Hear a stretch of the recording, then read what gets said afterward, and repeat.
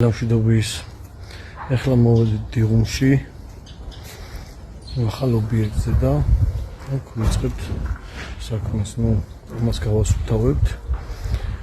შემდეგ აქ გაკეთდება სარწყავი სიმღალეში და მიწას შემოვიტანთ და მიწა გასწორდება ამ დონეზე.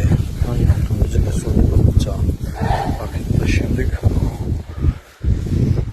აქაც უნდა ჩაიყალოს მიწარი.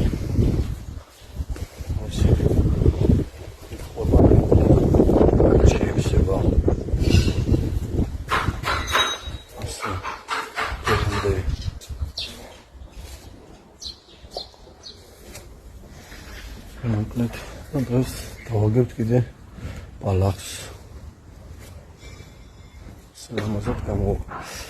ძალიან ლამაზი მცენარეებია და ძალიან მომწონს.